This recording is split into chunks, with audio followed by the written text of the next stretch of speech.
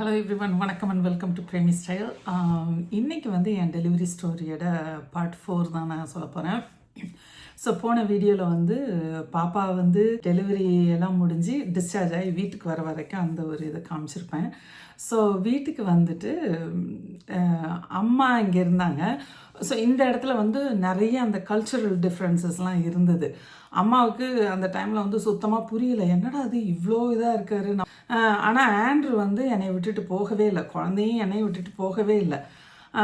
அது இல்லாமல் அவருக்கு வந்து 3 வீக்ஸ் மெட்டர்னிட்டி லீவு இருந்தது. இங்கே வந்து மெட்டர்னிட்டி லீவு இது மென்னுக்கும் இருக்குது. ஸோ என் வீட்டுக்காரர் வந்து 3 வீக்ஸ் வந்து மெட்டர்னிட்டி லீவில் இருந்தார். ஸோ அவர் வந்து என்னையும் என் குழந்தையும் விட்டுட்டு போகவே இல்லை. இப்போ நம்ம ஊரில் வந்து அம்மா வீட்டில் இருப்போம், ஹஸ்பண்ட் வந்து அங்கே மாமியார் வீட்டில் இருப்பாங்க, அவங்க வீட்டில் இருப்பாங்க, அந்த மாதிரிலாம் இருக்கும். இங்கே வந்து அந்த மாதிரி இல்லை இல்லைங்களா. ஸோ எங்கள் வீட்டில் நாங்கள் எல்லாம் இருந்தோம். அதே மாதிரி நைட்டில் தூங்கும்போதும் குழந்தையும் என்னைய விட்டுட்டு ஆண்ட்ரூ படுக்கவே மாட்டார், எங்கள் கூடியே தான் இருப்பார். அம்மாவுக்கு வந்து இதெல்லாம் ரொம்ப புதுசு, பட் ரொம்ப நல்லா அட்ஜஸ்ட் பண்ணிக்கிட்டாங்க அந்த இதெல்லாம். பட் இதில் இன்னொரு காமெடி என்ன அப்படின்னு பார்த்தீங்கன்னா, நம்ம இதில் வயிறு கட்டுவாங்கல்ல, ஸோ வயிறு கட்டுறதுக்காக அம்மா இந்தியாவிலேருந்து எங்கள் அப்பாவோட லுங்கி எடுத்துகிட்டு வந்திருந்தாங்க. ஸோ அம்மா சொல்லுவாங்க, படுக்கும்போது இதை நல்லா வயிற்றில் கட்டிக்கன்னு வயிறு குறைஞ்சிரும் அப்படின்னு.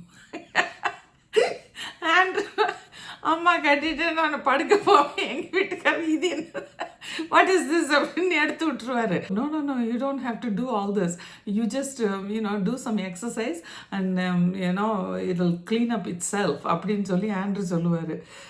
ஆனால் எனக்கு வந்து தாய்ப்பாலுக்கெலாம் பஞ்சமே இல்லைங்க. நல்ல பால் இருந்தது குழந்தைக்கு, நல்ல பால் கொடுத்து நல்லா என்ஜாய் பண்ணேன். பட் ஆனால் இந்த மாதிரி ஒரு சில சின்ன சின்ன கல்ச்சுரல் டிஃப்ரென்சஸ்லாம் எனக்கு ரொம்ப சிரிப்பாக இருந்தது. பட் ஆனால் எங்கள் அம்மா வந்து அதை நல்லா அட்ஜஸ்ட் பண்ணிக்கிட்டாங்க. ஏன்னா வந்து எங்கள் அம்மாவுக்கு வந்து ஏன்னா இங்கே வீட்டில் நாங்கள் தான், வேறு யாரும் இல்லை. எங்கள் மாமனார் மாமியார் நாத்தனார் யாராவது அப்பப்போ வந்துட்டு சும்மா பார்த்துட்டு அவங்க போயிடுவாங்க. அம்மா வந்து எல்லா வேலையும் கிச்சனில் பார்த்துப்பாங்க, எண்ணெயை பார்த்துப்பாங்க. அதே மாதிரி இந்த குழந்தை பிறந்து நம்ம குளிக்கிறது அம்மா இந்த நம்ம ஊர்லலாம் இடுப்பு தேய்ச்சி தண்ணி ஊற்றுவாங்க.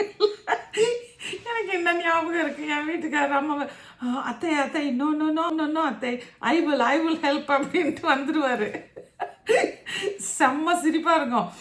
அம்மா அதனால் ஒன்றுமே பண்ண முடியாது, உன் வீட்டுக்காரர் போகிற வரைக்கும் உனக்கு இடுப்பெல்லாம் தேய்ச்சி தண்ணி ஊற்ற முடியாது, இதுக்கெல்லாம் 3 வாரம் ஆகும் அப்படின்வாங்க. எனக்கு அது செம்ம காமெடியாக இருக்கும். பட் அதெல்லாம் வந்து ஒரு நல்ல ஒரு ஹாப்பி மெமரிஸ். எனக்கு தெரியல இதெல்லாம் எப்படி சொல்கிறது என்ன அப்படின்னு. இதை நினைக்கும் போது எனக்கு வந்து ரொம்ப மனசளவில் வந்து நல்ல ஒரு லைஃபு, அதாவது என்னோடய லைஃப்பை வந்து நானே நினச்சி பார்க்காத அளவுக்கு கடவுள் என்னை வந்து ரொம்ப ப்ளஸ் பண்ணிகிட்டே இருக்காரு அப்படின்னு தான் நான் சொல்ல முடியும். அவர் வந்து அந்த அளவுக்கு பார்த்துக்கிட்டாருன்னு வச்சுக்கோங்களேன். அப்புறம் பாப்பா அப்படியே இது பண்ண ஆரம்பித்தா, கொஞ்சம் அந்த சேஞ்சஸ்லாம் ஆணுச்சு. அந்த ஃபஸ்ட்டு ஷார்ட்டு அந்த மாதிரிலாம் போயிட்டு வந்தோம். இதில் வந்து பாப்பா வந்து பேப்டிசம் வந்து ஒரு 10 டேஸ்லேயே நாங்கள் வச்சிட்டோம். ஸோ பாப்பாவுக்கு வந்து என்னோடய ஹஸ்பண்டோட தம்பி, என் வீட்டுக்காரர் வந்து 8வது குழந்தை, அவரோட தம்பி 9வது ஜான்னு சொல்லிட்டு என்னோடய கொழுந்தனார் தான் வந்து பாப்பா. அவரும் அவர் ஒய்ஃபு, அவங்க தான் வந்து என் குழந்தைக்கு வந்து காட் பேரண்ட்ஸ். பாப்பா வந்து எங்களுக்கு வந்து அது என்னமோ ஒரு டிவைன் ஃபோர்ஸ் எங்கள் கையில். அது அப்படி ஒரு இது. ஆனால் ஒன்றுங்க, அதாவது கல்யாணத்துக்கு முன்னால் நிறைய பேர் என்னென்னமோ சொன்னாங்க. ஏற்கனவே இவனுக்கு கல்யாணம் ஆகிருக்கும், ஏற்கனவே டிவோர்ஸ் ஆகிருக்கும், குழந்தை இருக்குது, அது இருக்குது, தெரிஞ்ச மாதிரி பேசினாங்க. பட் ஆனால் எனக்கு இங்கே வந்து என் ஹஸ்பண்டோட நான் அந்த ஃபஸ்ட்டு இருந்து ப்ரெக்னென்ட் ஆகி அந்த மாதிரி யார் என்ன பேசினாலும் எனக்கு அது கேட்கவே இல்லை. Everything was nothing was true. நான் என்னோடய லைஃபு நான் இருக்கிறது தான் நிஜம் அப்படின்ற இது எனக்கு அப்போவே வந்துடுச்சு. So I never bothered about what people talked. அதே மாதிரி அந்த ஆரம்பத்துலேயே வந்து நான் வந்து என்ன பண்ணிட்டேன் அப்படின்னா, I was concentrating on my family, என்னோட ரிலேஷன்ஷிப், என் ஹஸ்பண்ட், என் பிள்ளைங்க. அந்த ஒரு இதில் வந்து நான் ரொம்ப கான்சென்ட்ரேட் பண்ண ஆரம்பிச்சிட்டேன். ஸோ அதனால் வந்து நிறைய இந்த மாதிரி ஏதாவது டாக்கு அது இதெல்லாம் வந்துச்சுனாலும் நான் வந்து கண்டுக்கவே இல்லை. அப்புறம் இன்னொன்று என்னன்னு பார்த்தீங்கன்னா, இப்போ வந்து இந்தியாவில் வந்து நம்மளுக்கு குழந்தை பிறந்தா சொந்தக்காரவங்கலாம் வந்து gift கொடுக்கறது அந்த மாதிரிலாம் இருக்கும் இல்லைங்களா? நான் அதை வந்து ஆரம்பத்திலேயே அம்மாட்ட வந்து ரொம்ப கிளியராக சொல்லிட்டேன். அம்மா gift யார்கிட்ட இருந்து வாங்கிட்டு வராது. ஏன்னா நான் இந்த ஊரில் இருக்கேன். என்னால் அவங்க யாருக்கும் திருப்பி செய்ய முடியாது. இப்போ சின்ன பிள்ளையிலேருந்து நம்மளுக்கு சொந்தக்காரவங்களாம் செஞ்சுருக்காங்க. நம்ம சின்னவங்க நம்மளுக்கு குழந்தைங்களுக்கு செய்கிறாங்க அப்படின்றத தாண்டி. ஆனால் அதையே கூட நிறைய பேர் சொல்லி காமிச்சிட்டாங்க. அந்த பிள்ளை அப்படி இருந்துச்சு, அந்த பிள்ளைக்கு இதை செஞ்சேன், அந்த பிள்ளை உடம்பு சரியில்லாமல் இருந்துச்சா, அந்த பிள்ளைக்கு இதை பண்ணேன், அந்த பிள்ளையை கூட்டிகிட்டு போய் படிக்க வச்சேன், அந்த பிள்ளைக்கு இதை பண்ண அப்படின்னு சொல்லி நிறைய இந்த மாதிரிலாம் பேச்சு வந்துருச்சு. பட் நான் கல்யாணம் ஆன வாட்டி அந்த மாதிரி எந்த ஒரு இதையுமே I was very clear on that topic. இந்த இந்த இதை வந்து நான் இது பண்ணவே கூடாது அப்படின்னு சொல்லிட்டு, அதனால் என் குழந்தைங்களுக்கு இந்த தாய்மாமா சீரு, அம்மா வீட்டு சீரு, அம்மா இதை செய்கிறது அந்த மாதிரி நான் எந்த இதையுமே நான் வாங்கிக்கல. என் ஹஸ்பண்டும் வந்துட்டு முடியவே முடியாதுன்ட்டாரு. So that was my first break. ஏன்னா வந்து அம்மா வந்தாங்க. அம்மா வந்து நம்ம கூட இருக்கிறதே பெரிய விஷயம்.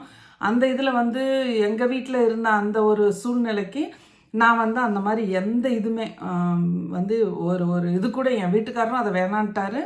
நானுமே அதை வந்து ரொம்ப கிளியராக சொல்லிட்டேன். எனக்கு வந்து எதுவும் செய்ய வேண்டாம். ஒரு ட்ரெஸ் எடுத்து கொடுக்குறாங்களா, ஓகே, அவ்வளோதான். இந்த கிஃப்ட்டு யாராவது கொடுத்துருந்தா ஒரு சிலர்லாம் வந்து என் பொண்ணுக்கு வந்து ட்ரெஸ் வாங்கி கொடுத்தாங்க சொந்தக்காரவங்க, அந்த மாதிரி செஞ்சுருக்காங்களே மேஜராக நான் எதுவுமே எடுத்துகிட்டு வரக்கூடாதுன்னு சொல்லிட்டேன்.